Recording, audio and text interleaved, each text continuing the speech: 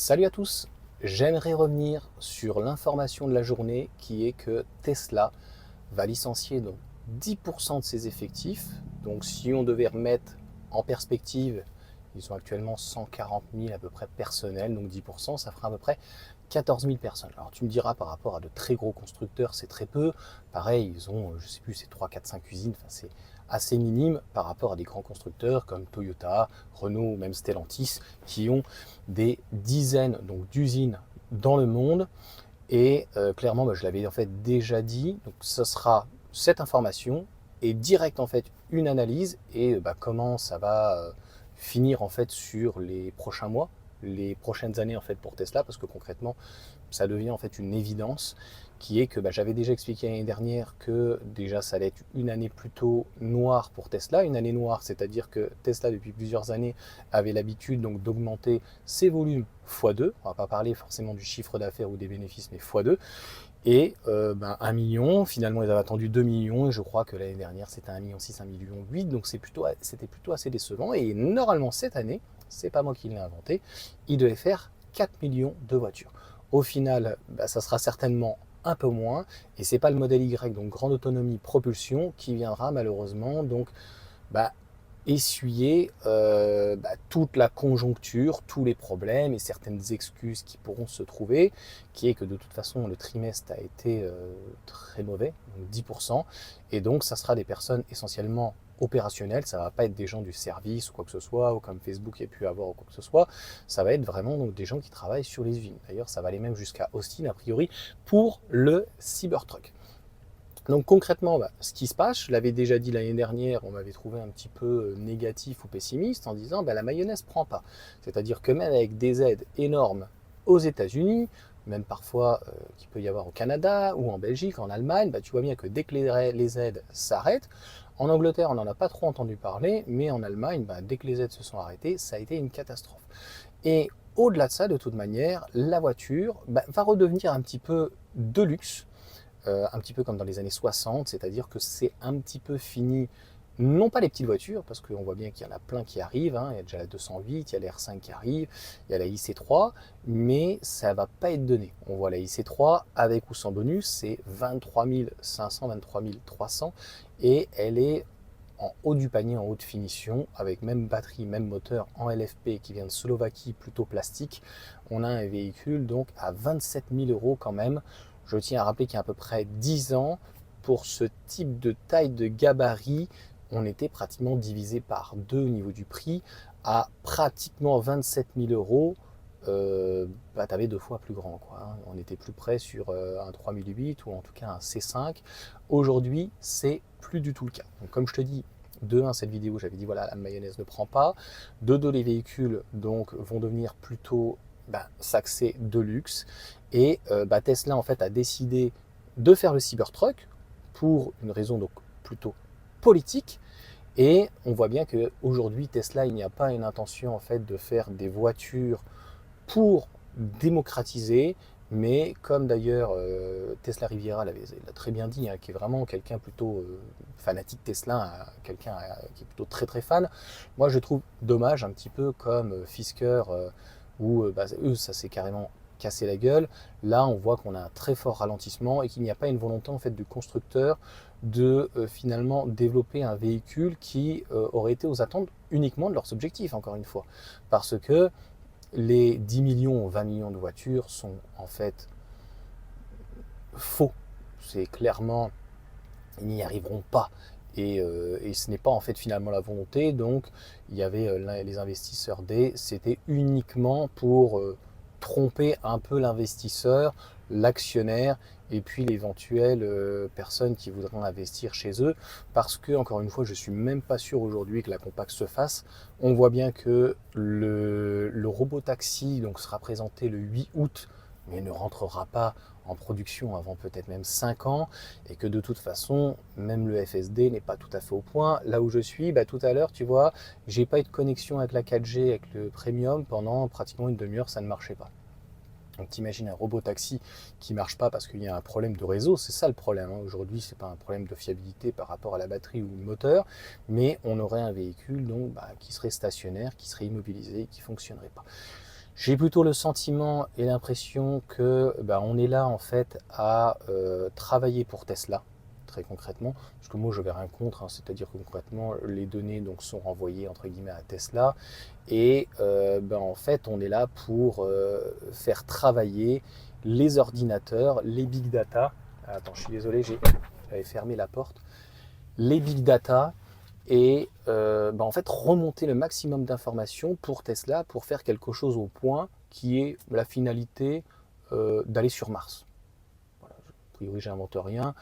Donc, on parle d'une voiture, d'une compacte et finalement d'aller sur Mars. Donc, on voit bien que les objectifs ne sont pas du tout les mêmes entre démocratiser un véhicule à 30 000 euros ou 30 000 dollars TTC et de l'autre côté, finalement, aller sur Mars avec un véhicule ou en tout cas un robot autonome. Et ça passe en fait par tout ce type d'armada, des batteries LFP vraiment costauds. Il faudrait des panneaux photovoltaïques derrière ou quoi que ce soit, éventuellement des éoliennes, en tout cas plein d'énergie dite renouvelable, mais qui permettrait en fait l'indépendance pour pouvoir donc coloniser donc Mars. Bon, moi je vais te dire que je m'en fiche un petit peu. Voilà, moi ce qui m'intéresse c'est la planète Terre, quoi. C'est pas la planète Mars, quoi. Donc on n'est pas du tout dans les mêmes objectifs avec ce monsieur. Où ça va nous mener pour Tesla, en fait, j'ai l'impression que l'aventure constructeur automobile, je dis pas qu'elle va s'arrêter, mais c'est déjà en train de s'essouffler de toute manière. Donc je ferai une autre vidéo beaucoup plus d'analyse pessimiste, mais comme tu le sais, donc le modèle S et X reste plutôt donc élitiste. Le modèle 3 et le modèle Y a permis d'intégrer donc notamment des batteries LFP qui fonctionnent donc plutôt bien d'un côté, et de l'autre, ça a permis donc d'avoir un réseau beaucoup plus important et de pouvoir en grandeur nature, en temps réel, de remonter les données, un petit peu comme EDF avec Kennedy, c'est le Linky. Tu te rends compte le nombre de données, et donc de faire un FSD et un véhicule donc autonome, de s'appuyer en fait sur l'utilisateur. Voilà, on est indirectement utilisé des rats de laboratoire. Donc concrètement, cette année 2024, c'est au lieu de faire moins 30, ils feront certainement aux alentours des moins 10. Ils vont essayer de compenser en supprimant donc les salariés. 2025, de toute façon, ne sera pas mieux. Et donc c'est quand tu commences de toute façon à supprimer les salariés, puisque de toute façon, l'usine n'a même pas commencé à Berlin. Et encore une fois, le robot taxi ne sera pas présenté. Ils vont encore faire le show, quoi, comme d'habitude, donc le 8 août. Et en gros, encore une fois, Elon Musk l'a très bien dit, la compacte n'est pas du tout sa priorité. C'est un ancien donc, de chez Tesla qui avait une vision différente, je n'ai pas retenu le nom, c'est pas forcément important. Ce qui est important, c'est que il y a deux visions, et une qui était vraiment de démocratiser donc, la voiture. Et a priori, je pense que c'était tout à fait faisable.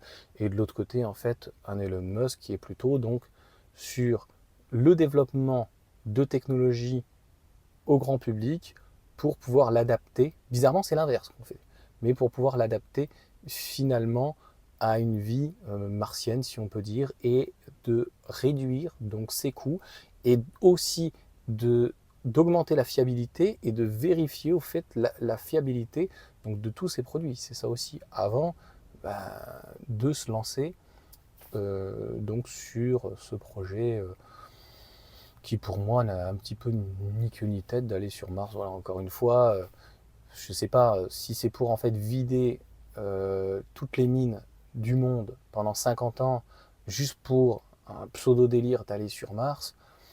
Bon, j'ai envie de me dire, j'ai envie de te dire tout ça pour ça, quoi. Donc voilà en tout cas pour cette vidéo. Donc moins 10%, c'est énorme sur donc les salariés de chez Tesla. Et ça il n'y aura rien clairement de, je pense, nouveau sur la voiture électrique avant très longtemps donc chez Tesla. Tu as bien vu que le modèle Y chinois amélioré était là pour pas perdre la face avec donc les autres constructeurs chinois, notamment un bandeau LED. Les Chinois aiment beaucoup ça, et des améliorations, etc.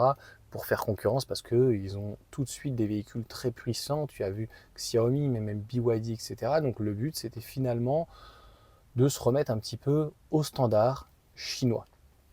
Et encore une fois, d'une manière globale, mis à part en Amérique, en Chine, eh bien, Tesla est attaqué un petit peu par tous les constructeurs chinois, SAIC, Geely, et puis BYD et bien d'autres, etc.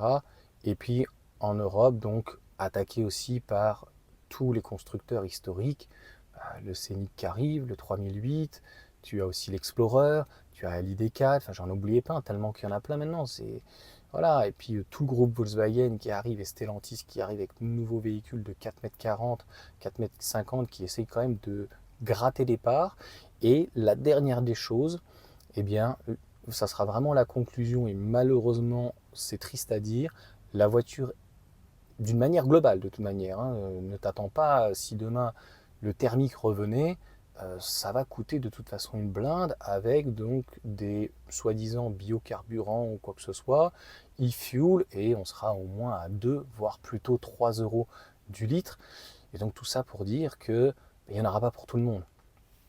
Donc s'il y a autant de population, malheureusement, ça sera en trottinette, en voiture peut-être partagée, en voiture sans permis, en vélo électrique ou en transport en commun, mais plus forcément donc en véhicule individuel parce que, encore une fois, il n'y en aura pas pour tout le monde. Quand tu vois le prix, encore une fois, d'une Mégane, d'une 308, d'une ID3, c'est du jamais vu, hein. On est plus aux alentours des 30-40 000 euros. Et c'est ce que j'ai dit pour le coup à Maxime, c'est que j'ai l'impression que finalement, les aides, c'est pas forcément pour aider, mais plutôt pour passer la pilule. Donc moi, je fais des vidéos en fait pour, entre guillemets, donner mes conseils en disant, ben voilà, tu as vraiment un vieux diesel, un vieil essence, et tu as un autre en deuxième voiture qui est vraiment rincé, et que tu as le droit à 6 000 euros de primes et d'aide de l'État, bah, utilise-les pour prendre un véhicule électrique qui, tu vas récupérer 6 000 plus 7, ça va te faire 13 000 euros.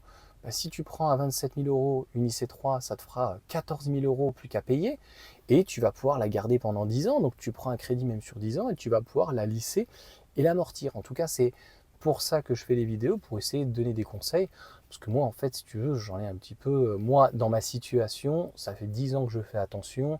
Donc aujourd'hui, même si la voiture est chère, et même si je devais repasser demain à un véhicule thermique, parce que finalement, l'électrique ne donnait pas satisfaction dans le temps, en tout cas, dans les années à venir, bah, ça ne sera pas forcément un problème au niveau en tout cas financier. Voilà, j'espère en tout cas avoir été assez clair. Je reviendrai donc sur une vidéo d'analyse sur cette compacte. Moi je suis un petit peu déçu. Je me demande même si elle arrivera au final et si de toute façon elle arrivait, même au final ça n'arrivera pas avant 2-3 ans.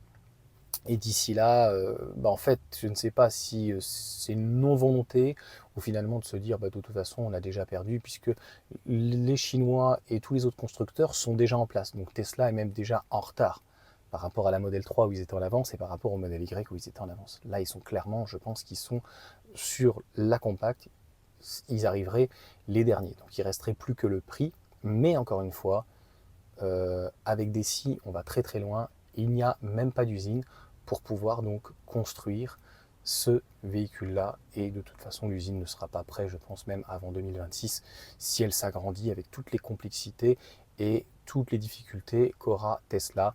Tu vois bien qu'il n'y a rien non plus en Inde et au Mexique, donc ça n'a toujours pas avancé. Donc je crois que ça fait 1 an où tu as des belles photos de l'usine du Mexique, mais finalement tu n'as rien. Donc ça parle beaucoup, mais c'est pas les seuls. Voilà, chez Renault aussi ça parle beaucoup, mais on n'a toujours pas les prix de la R5, on n'a toujours pas l'Alpine A290, etc., etc., et d'autres véhicules. Donc des constructeurs, là je pense que ils savent de toute façon que les volumes vont s'effondrer chaque année, ça va perdre de toute façon en thermique ou en électrique 10 à 20 à 30% et qu'ils ont tout intérêt à garder des marges très importantes. Et que toi, de toute façon, l'année dernière, tu vois la Mégane, le patron qui te dit, Luca De Meo, nous on est très content des volumes, voilà. Non, on va pas baisser le prix parce que de toute façon on est très content des volumes et ce qu'ils veulent c'est marger puisque, je te l'ai dit, tu as 2 solutions dans la vie, soit tu fais des petits volumes si on peut dire et tu marges fort, soit tu essayes de démocratiser quelque chose un petit peu comme les Clio, les 107, etc. et tu marges beaucoup moins fort.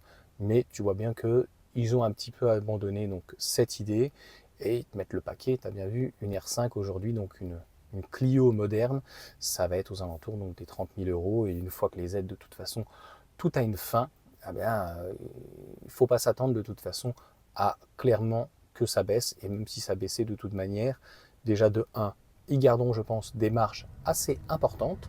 J'ai la ventilation qui s'est mise à fond. Voilà, donc j'ai eu un tout petit bug et donc ça sera rapide. Le mot de la fin, c'est que au-delà de même si le lithium, que tout baisse, l'inflation monte. Donc l'inflation, c'est aussi les salaires en France, en Europe, ailleurs. Donc de toute façon, même si le coût baisse éventuellement, de l'autre côté, tu as l'inflation.